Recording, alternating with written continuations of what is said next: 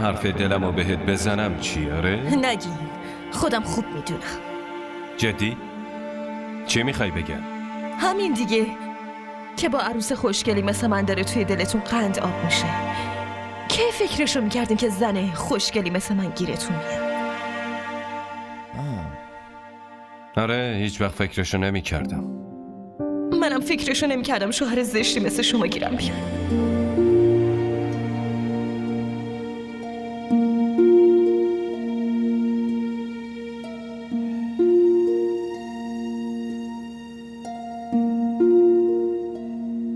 میخوام در مورد اون یه چیزی بهت بگم. هیچ وقت نمیخوام که مثل اون بشی.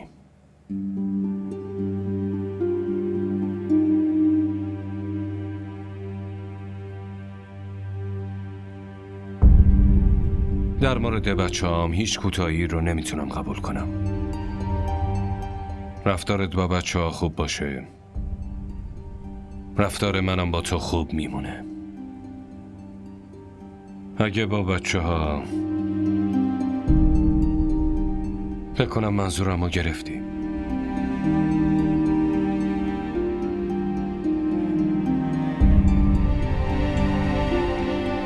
این انگشتر مال توه.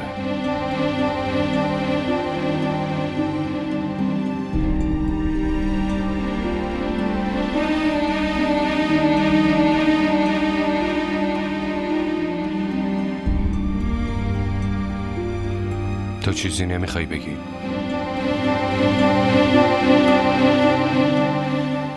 یعنی میتونم چیزی بگم؟ لازم نیست.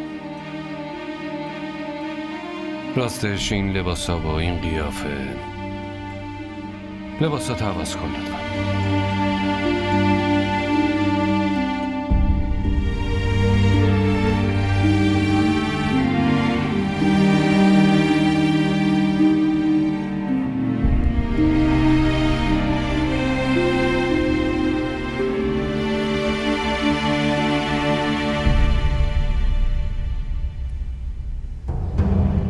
اول به حرفم گوش بده سعدیه. دیگه به حرفتون گوش نمیدم. دیگه واقعا میدونم همه ی حرفاتون به جز دروغ هیچی نیست. شماها خیلی در حق خواهر مظلومم ظلم کردین. خدا میدونه من بی تقصیرم عزیزم. لطفاً قسم نخورید. حتی اگه به همه مقدساتم قسم بخورید بازم نمیتونم حرفتون رو باور کنم. خواهر مظلوم منو بدنام کردین. دخترم حالم خوب بشه خودم میرم با افضل و از هر حرف میزنم، مطمئن باش.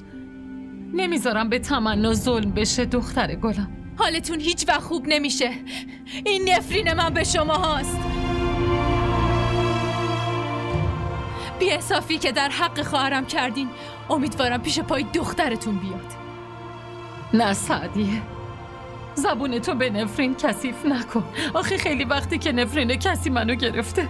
روزی نفرین شدم که دختری مثل تلانو به دنیا آوردم. پس چرا به دنیا آوردیش؟ اگه دختر منم اینطوری می بود بهش زهر می خوروندم.